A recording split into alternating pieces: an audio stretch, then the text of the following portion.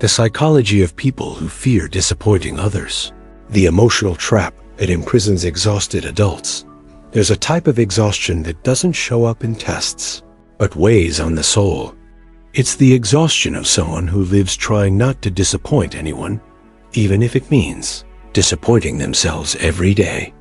In this video, we explore the psychological roots of the fear of disappointing, a childhood that shapes excessive responsibility, emotional vigilance that never switches off, the affective perfectionism that binds, and the silent trauma of those who grew up believing they needed to be flawless to be loved. This is an invitation for those who are exhausted from carrying the weight of the world. You are not broken. He just learned how to protect himself too early. If something inside you resonates with you, this video is for you. There's a strange feeling that accompanies those who fear disappointing others, a kind of emotional vigilance that never switches off. You observe his every gesture, every word that comes out of his mouth, as if he were always on the verge of making an irreversible mistake. It's like living on a tightrope, where the simple act of existing seems to require double the effort. And even when no one is demanding anything, you feel the pressure inside you, sharp, silent, insistent. It's a life where even breathing seems to require permission, because, for you, making a mistake sounds like failing in the eyes of the world. You try to please, you try to prevent conflicts, you try to guess what each person expects from you, even before they say it. This constant attempt to be good enough becomes automatic, almost instinctive, like a survival reflex. And when you notice that someone frowned, changed their tone of voice, or moved an inch away, your heart races, imagining that it's your fault. Your mind works like a radar, picking up micro-expressions that other people don't even notice. Everything becomes a sign of danger, of possible rejection, of a mistake you may have made without realizing it. And the worst part? Even when no one is disappointed in you, you are disappointed in yourself. You analyze yourself with a harshness you would never apply to someone you love. Every failure becomes proof of inadequacy. Every slip-up becomes a reason for shame. You're always trying to prove yourself and never feel approved. It's an emotional fatigue that drains your energy until the silence inside you begins to hurt. This is the first symptom, a body that tries to be perfect just to avoid causing problems. A heart that has grown accustomed to beating with fear, a mind trained to please, and a self-image built more on guilt than on love. You live in a perpetual quest to be less of a burden to the world while carrying all the weight alone. This is how emotional imprisonment begins, when wanting to do the right thing turns into a fear of existing. All of this doesn't begin in adulthood, it starts much earlier. It begins when you were a child trying to understand the world, and especially trying to understand your caregivers. And when their reactions were unpredictable, distant, demanding, or emotionally fragile, you learned quickly, I can't afford to make a mistake. Perhaps you grew up hearing harsh criticism for small mistakes. Perhaps you watched those in charge easily explode, and you understood that their chaos was your fault. Or perhaps you grew up with emotionally fragile parents whom you tried to protect, creating the idea that your role was not to be a bother. And so, without realizing it, you became an adult carrying the same emotional playbook you learned too early. The child you once were interpreted the rejection as a personal failing. He interpreted the silence as disapproval. He interpreted the distance as guilt. Love was conditional upon good behavior, emotional performance, and silence. And each time you got it right, you felt a sense of relief, not out of pride, but because you escaped criticism, a harsh look, a feeling of inadequacy. Over time, you became an expert at pleasing others, expert in avoiding mistakes, expert in monitoring other people's moods. And all of this seemed normal. After all, it was the only way to survive emotionally in the environment you grew up in. Your adult body still uses the strategy your child's mind learned. If I don't disappoint, I'm safe. But this strategy comes at a price. And you've been paying for it for years without knowing it. The fear of disappointing others isn't about others. It's about the relationship you've developed with yourself. Psychologically, this is cala-internalized rejection aversion when external criticism transforms into an internal voice. You're not afraid of disappointing others because you'll hate them. You fear disappointing because you believe that you deserves to be punished if that happens. It's as if there's a relentless judge inside you who is never satisfied. And this judge was born from childhood experiences, from the interpretations his brain made even before he knew how to talk about feelings. Today, it manifests as self-criticism, hyper-social awareness, extreme self-demand, and a constant fear of failure. The mechanism is simple. You anticipate expectations. Imagine yourself failing, feels anticipatory shame. Try to control everything to reduce risks. He exhausts himself so as not to disappoint. And yet he still feels insecure. And the cycle of anticipated disappointment, which keeps your mind alert and your body tense. Psychology explains that this is a protective mechanism. Your mind tries to ensure emotional safety by avoiding what it has learned to fear. But the irony is cruel. The more you try to please others, the more disconnected you become from yourself. You become a character, an emotional caregiver for others, a functional but exhausted adult, smiling on the outside and imploding on the inside. And your life becomes a collection of yes answers that you never wanted to give. This is self-abandonment, when you avoid disappointing others, but disappoint yourself every day. When you feel afraid of disappointing others, what's really happening is a silent repetition of your childhood. Every attempt to please is the child in you trying to be accepted. Every fear of judgment is the child within you trying to protect itself. Every silence you swallow is an old plea for love that went unreceived. And every instance of exhaustion you feel today is a clear sign. You grew up, but so did your pain. Adulthood should be the space where you finally breathe. But for those who fear disappointing others, adult life becomes an extension of childhood only, with more responsibilities, more weight, more guilt. You carry everything: expectations, opinions, other people's needs. And at the end of the day, you realize that nobody asked how you were. Worse, you realize you didn't even ask yourself. This is the hard truth. Those who are afraid of disappointing others learn early on not to need to, not asking for help, not showing weakness, because vulnerability in the past brought risk.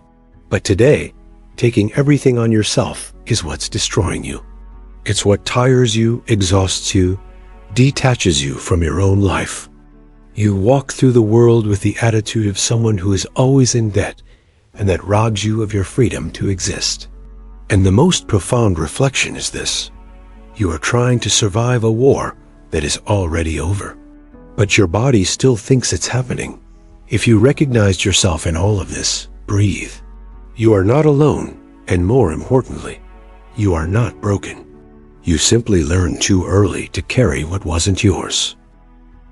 And now, as an adult, he automatically repeats what was once protection. Recognizing this is not guilt, it's liberation.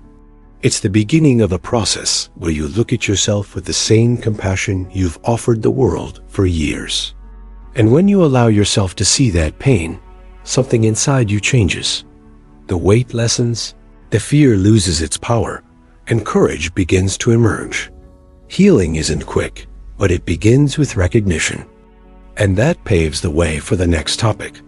Why do you feel like you always owe more than you give? There's a time of day when you realize you're tired, but you keep going. He continues because he feels he hasn't done enough, hasn't delivered enough, hasn't tried hard enough. It's as if there's an invisible ruler that never allows you to be proud of what you've done. Every achievement seems too small. Every step seems too slow. Every pause seems forbidden. And you live like this, always owing something to someone, even if that someone is just your own mind. You compulsively revise your decisions, mentally revisiting conversations that have already ended, trying to correct what can no longer be said. You start wondering if someone misinterpreted what you did, or if you should have done more. It's a type of worry that doesn't rest, that follows you even when you're trying to sleep. Even when exhausted, you feel like you can't stop.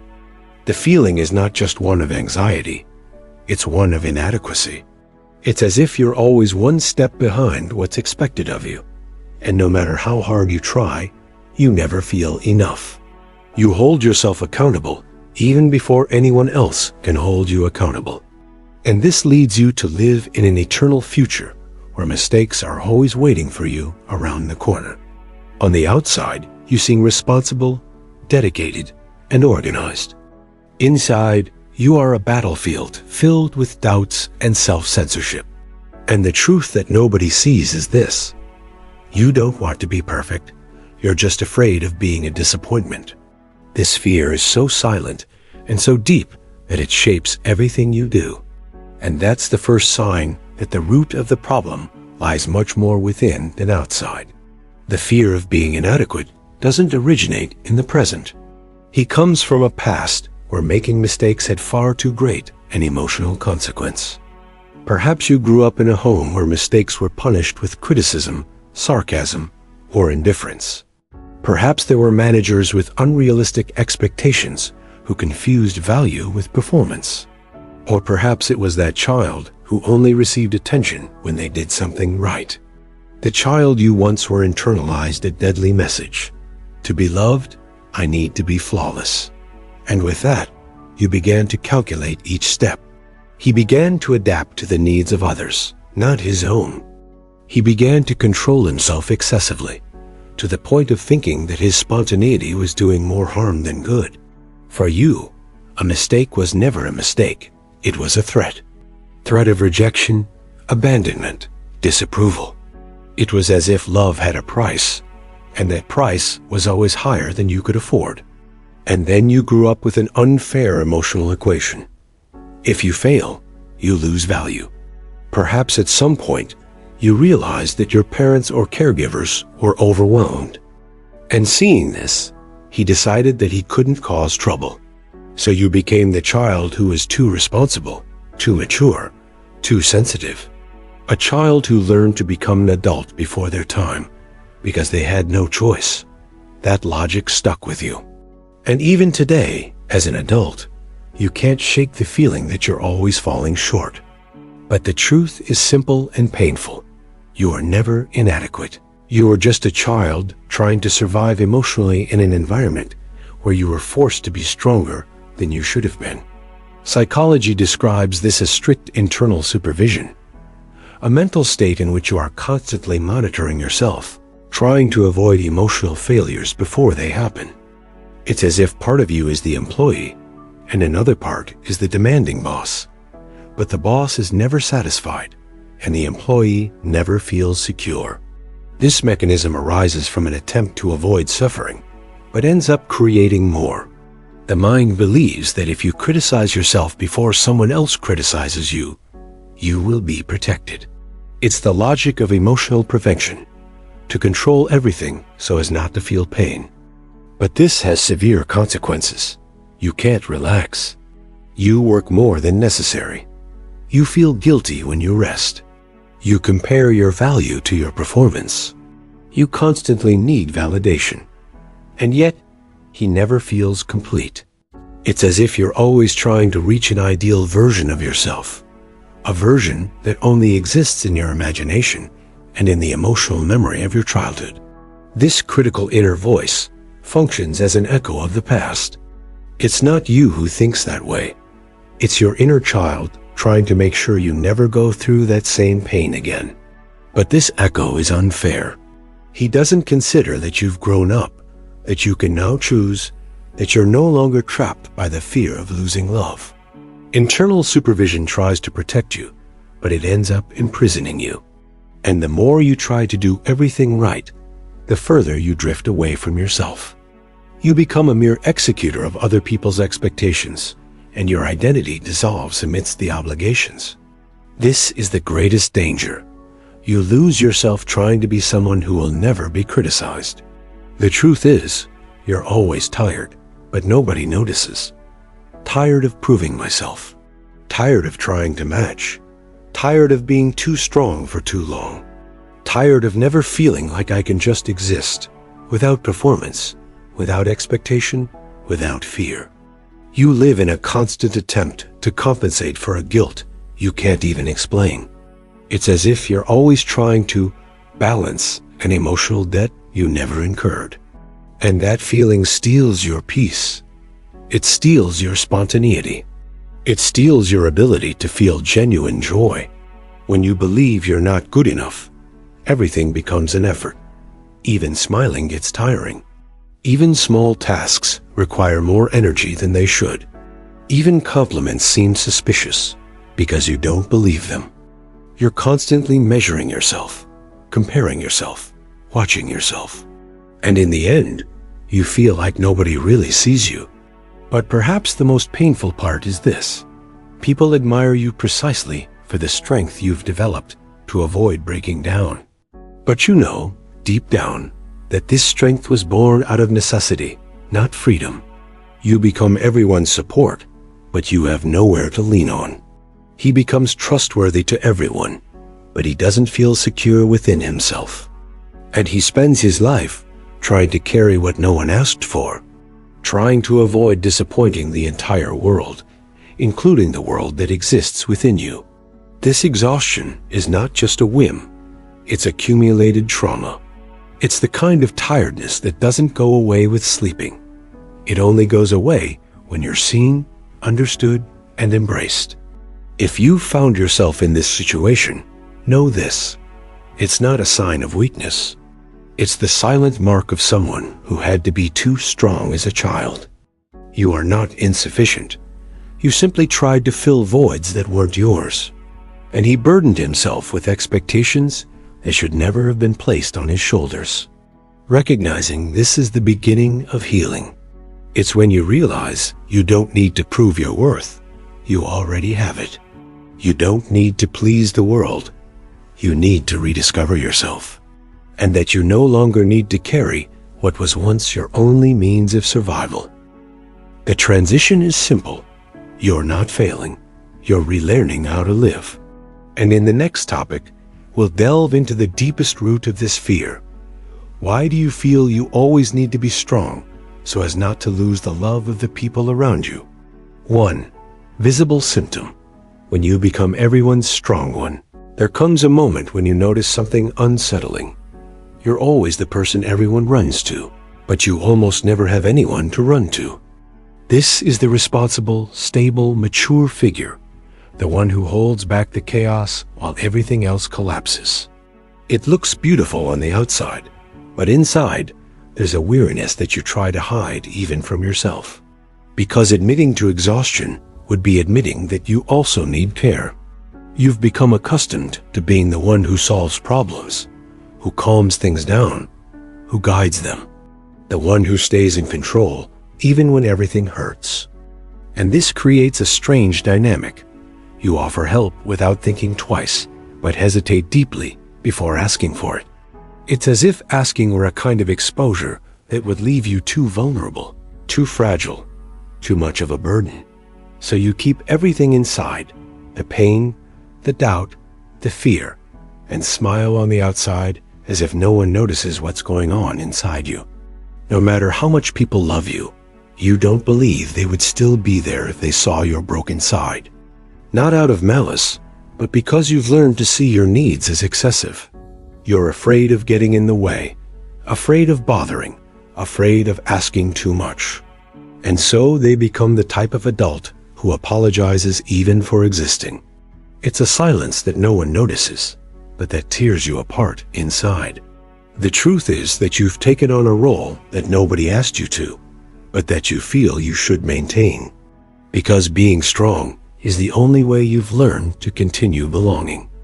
And admitting weakness seems dangerous to you, as if it would jeopardize the love you've won.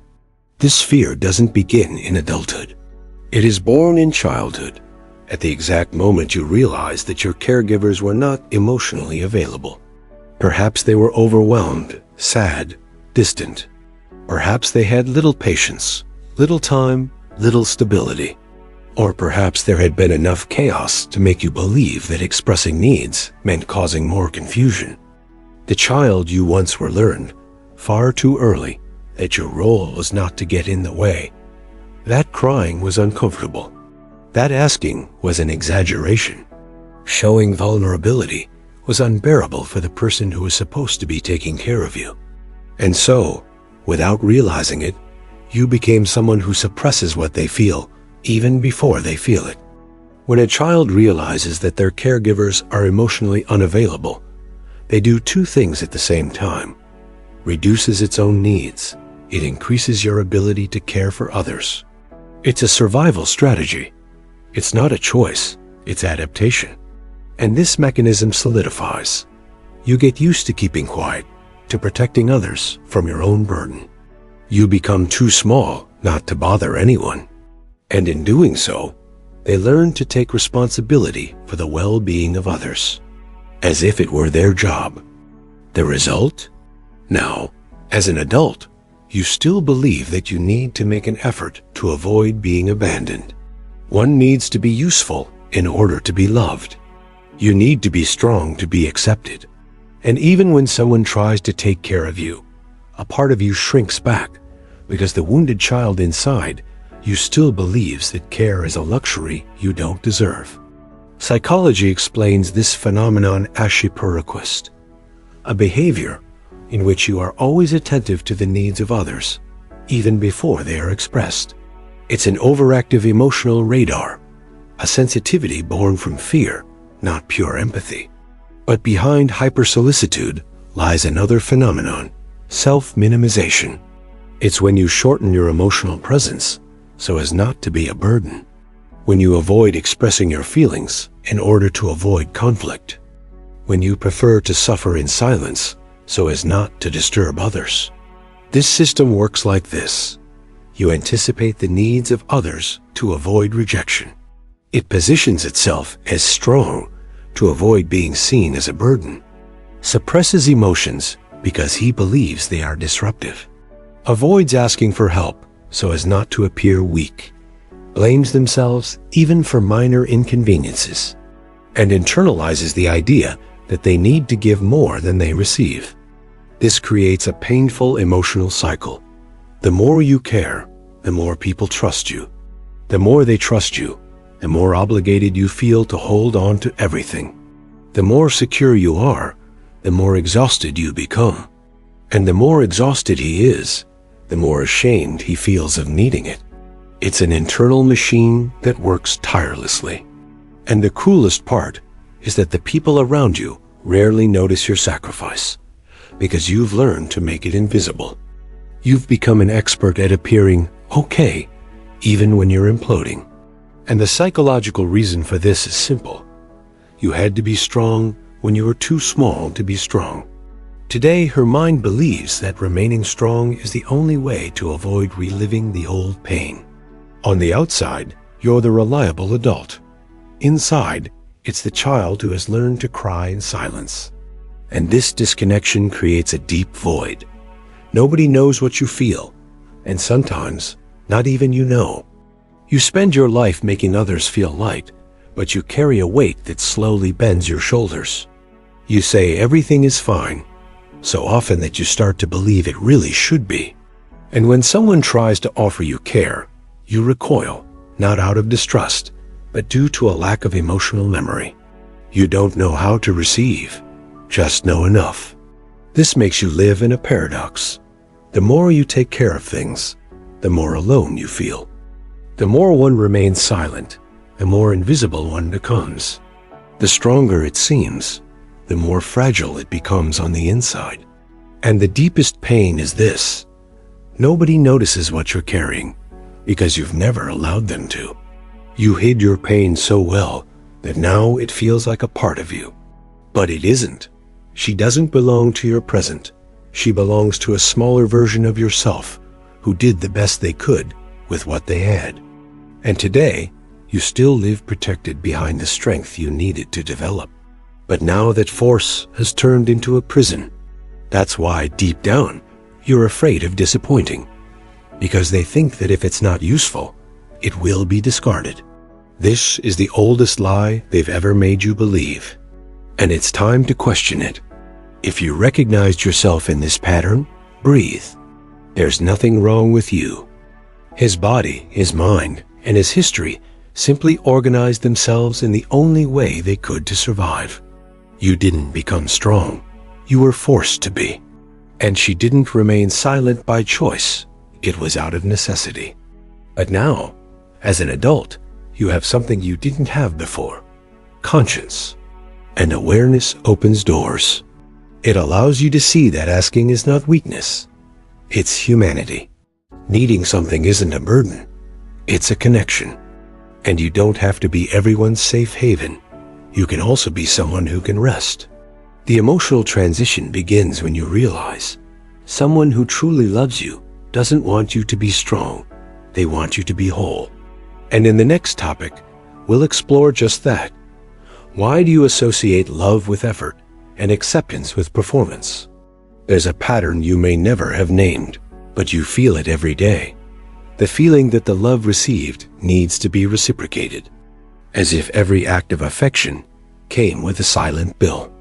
As if every gesture of affection demanded, in return, emotional perfection from him.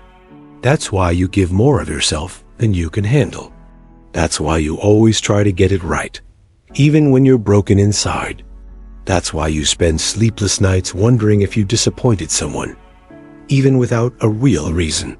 That's why you become wary when someone shows affection, fearing it might be temporary, conditional, or just that. When someone compliments you, you look away. When someone appreciates you, you lose faith.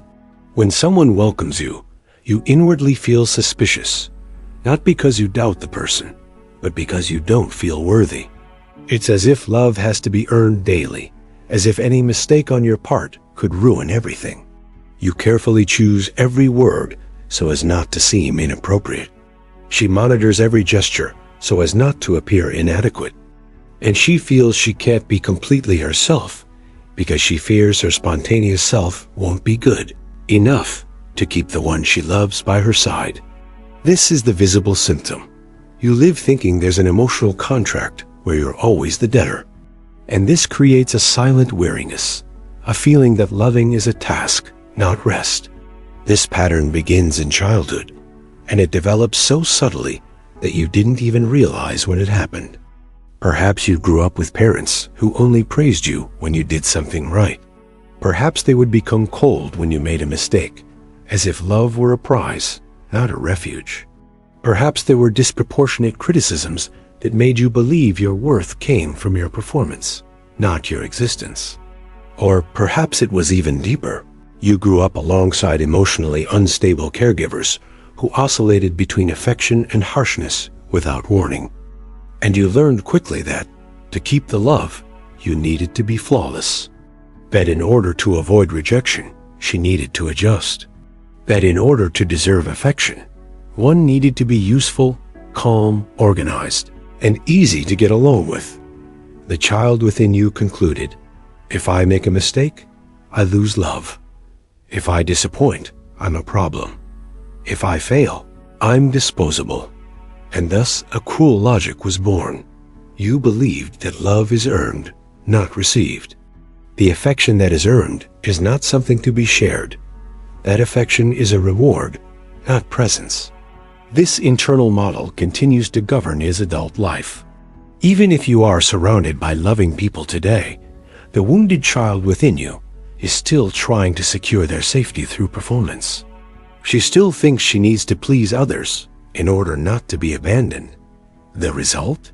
You never relax. He never gives himself completely. He never believes he is loved for who he is, only for what he offers. Psychology calls this affective conditioning. This is when the brain associates love with effort, approval with performance, and security with perfection. Your emotional system has been trained to believe that love is a kind of salary and that you need to work to keep receiving it. This generates two devastating psychological phenomena. 1. Performance identity. You no longer know who you are without your qualities. He thinks he only deserves to stay if he delivers value. Its identity is intertwined with its usefulness. 2. Fear of early abandonment. You live waiting for the moment when the other person will discover a flaw in you and leave. This anticipation creates constant anxiety, self-censorship, and self-criticism. And the worst part, you've spent so much time molding yourself to be loved that you've forgotten what it's like to be yourself without a filter. Its authenticity has become uncharted territory. You've lost the habit of being kind and spontaneous to yourself. The conditioned mind works like this: feels love, activates concern. Receiving affection triggers fear of loss. Perceives acceptance, activates self-sabotage. It begins to form a bond, activates perfectionism. Makes even the slightest mistake, triggers toxic shame. It's an emotional alarm system. It goes off even when there's no real danger. Because deep down, you're not afraid of other people's love. You're afraid of not being able to keep it. Perhaps the deepest wound is this: you believe you need to compensate for your presence, as if the mere fact of existing were already a kind of nuisance. And that makes you live in a state of constant vigilance. Checks the environment, checks the reactions, checks the tone of voice, monitors expressions, interprets silences. It's exhausting. You don't live, you manage emotional risks. And when you think about being yourself, saying what you feel, showing your inner mess, a fear takes hold. What if that's too much? What if I mess everything up? What if I lose the one I love? This feeling traps you in an emotional role that wears you down. The habit of always giving more than you receive, because deep down, you think you need to earn your place. And this keeps you from getting the emotional rest you so desperately seek, from the feeling of genuine belonging, the freedom to be imperfect in someone's presence, the lightness of being loved without performing. The saddest part is that the people who truly love you never demanded that.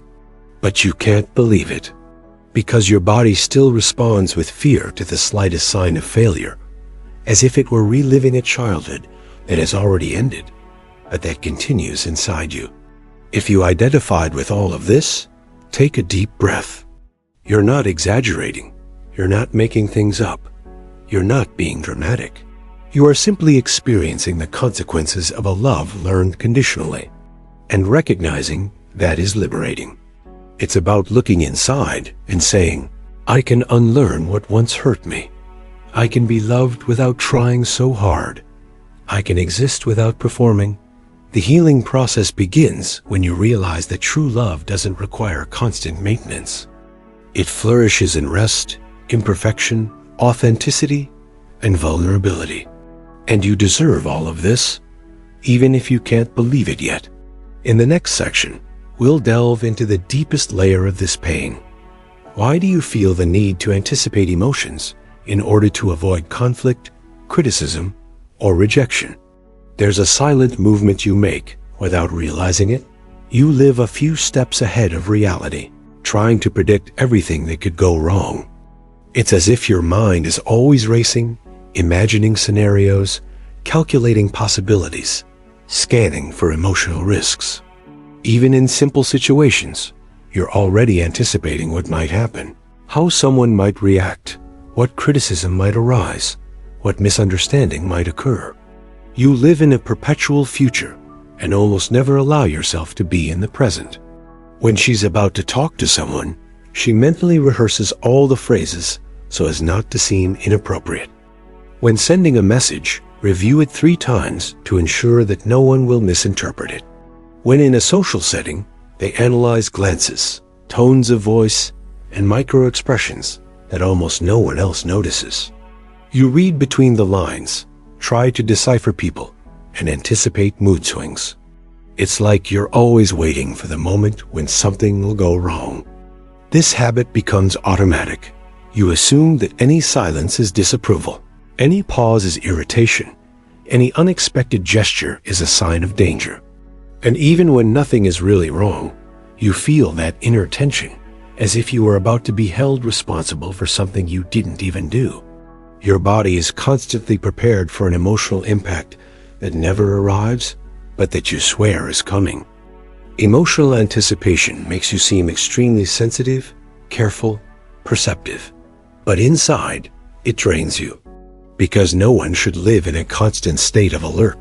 No one should carry in their heart the fear of a disaster that doesn't exist. 2. Emotional origin. When the environment was too unstable for you to relax, this pattern doesn't appear out of nowhere. He is born into environments where the child never knows how the adult will react. Environments where moods fluctuate without warning, where a small mistake can trigger a disproportionate explosion, where attentiveness and aggression alternate as if they were the weather. Perhaps you had unpredictable parents whose moods changed quickly. Perhaps he grew up walking on eggshells, always trying to predict what would come next. Perhaps she had learned to measure the distance between steps, to know whether that day would be one of affection or tension. Perhaps you understood early on that expressing emotions could lead to conflict, and so you learned to remain silent to avoid making things worse. Children in unstable environments develop a highly developed emotional radar. It's a form of protection. If I can foresee the chaos, perhaps I can avoid it. If I realize something is about to explode beforehand, maybe I can hide. If I please people quickly, maybe I won't be the target of others' frustration. The infant brain creates this mechanism to survive. But the adult brain continues to use the same tool, even when it no longer needs it. The result is an adult life where you see danger even in what is neutral, criticism even in silence, rejection even in pause. Because that child is still inside you, trying to anticipate any threat that could hurt you. Emotional anticipation is linked to what we call affective hypervigilance. This happens when the nervous system gets used to operating in a state of alert, because at some point in childhood, being alert meant being safe. This pattern creates 3 main responses. 1. Overinterpreting other people's emotions. You notice micro-expressions, variations in tone, and changes in mood before the people themselves realize it. This makes you act as an emotional caretaker of the environment. 2. Anticipatory worry. You imagine negative scenarios, not because you're pessimistic, but because your mind is trying to prepare for pain. He thinks that if he suffers sooner, he will suffer less later. 3. Excessive control. You try to control your words, gestures, and behavior to minimize any chance of conflict or disapproval. It's a way to protect oneself, not to manipulate. Psychologically, this dynamic stems from a brain trained to expect danger. And when the brain learns this too early, it becomes unable to relax even when nothing threatens you. This anticipation has profound effects. It takes away your spontaneity. It steals your authenticity. It strains your relationships. It drains your energy. It prevents you from living in the moment. It keeps you trapped in an emotional childhood that hasn't ended for your body. But the truth is, you're no longer in that environment. But his nervous system didn't get the message. When you try to anticipate everything, you miss out on a lot of living. They miss out on experiences because they are afraid of making mistakes. He misses opportunities because he is afraid of being judged. They lose deep connections for fear of bothering others. He loses rest for fear of letting his guard down. Emotional anticipation turns you into someone who worries so much about what could go wrong that you never see what could go right. You analyze the risks so much that you never feel the pleasure. You focus so much on managing other people's reactions that you forget to look after your own needs. And he lives as if he's always solving a problem that the world doesn't even notice. The most painful part? You grow up believing that this is maturity, when in reality, it's wounding.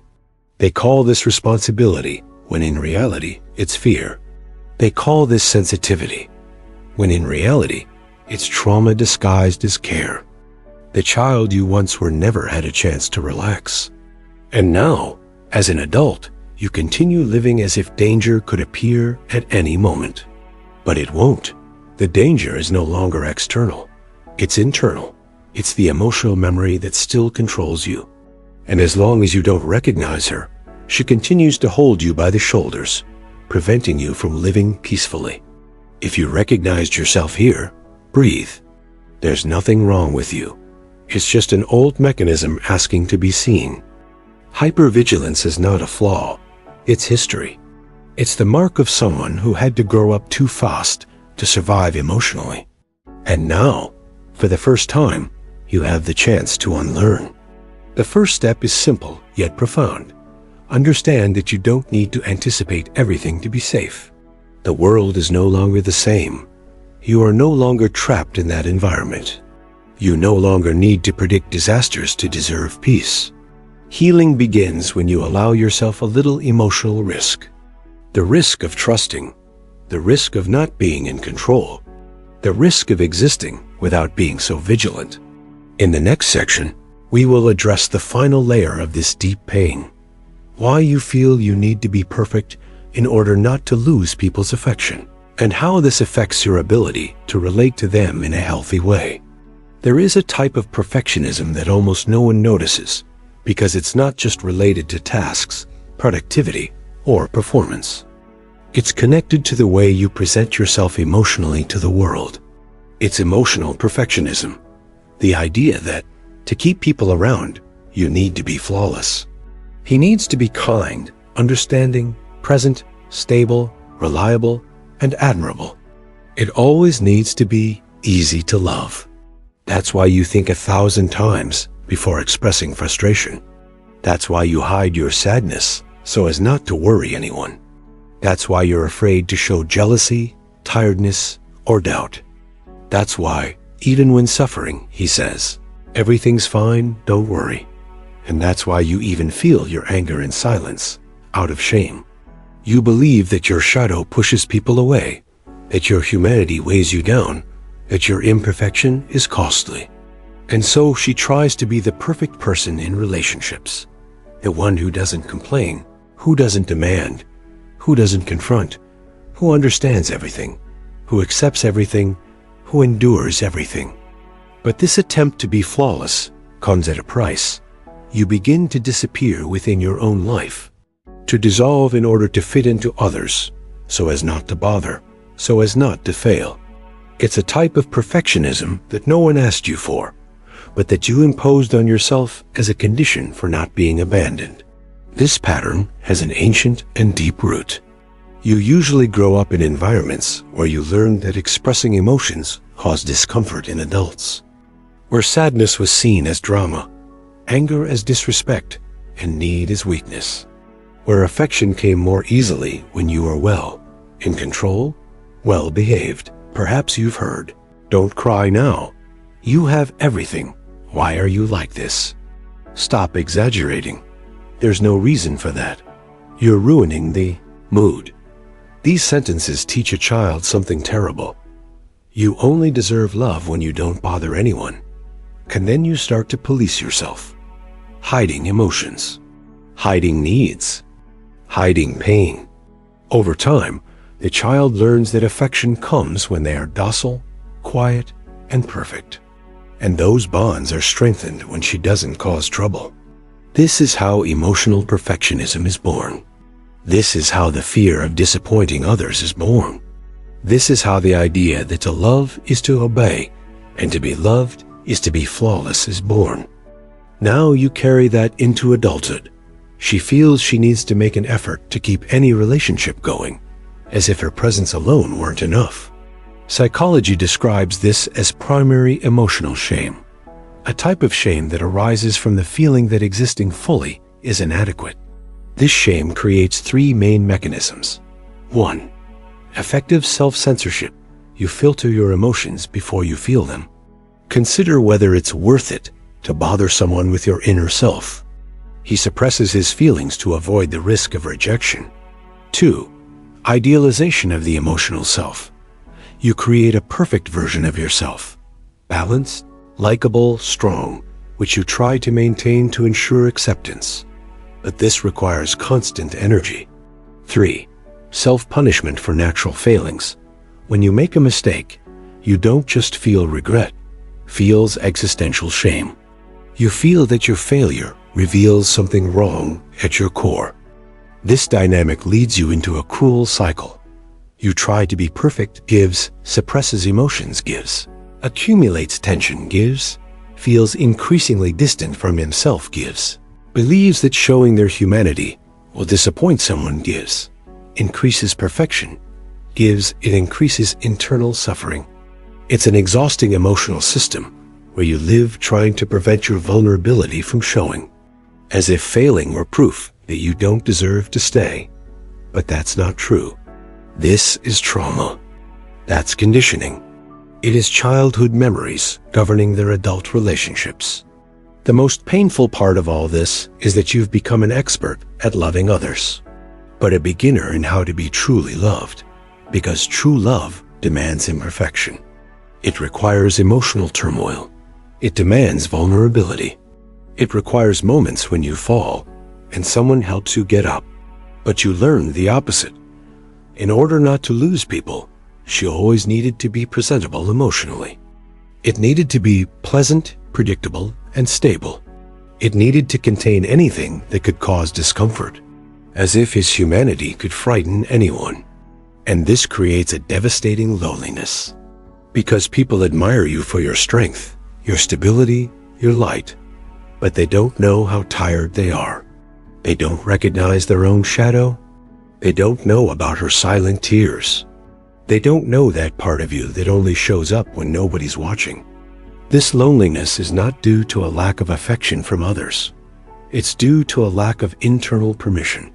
You don't allow yourself to be seen, and that's why nobody really sees you. And to live like this is to live tired. It's living in worry. It's living trying to be worthy of love, when true love requires no proof whatsoever. If you saw yourself here, take a deep breath. This is not a character flaw. It's about emotional survival. It's how your body learned to protect itself when the world was too unstable. But now you have something you didn't have before, the chance to be kind to yourself, to question this pattern, to allow yourself to be human without apologizing for it. You don't need to be perfect to be loved. You don't need to hide your emotions to be accepted. You don't need to perform stability to keep someone around. The right people don't want your flawless version. They want your real version. The beginning of healing is simple and profound. Accepting that your humanity is not a threat is an invitation to genuine connection. And that's why, now that all the topics have been covered, let's move on to the next step. The ultimate viral title, the SEO synopsis, the emotional conclusion, and the final cinematic prompts.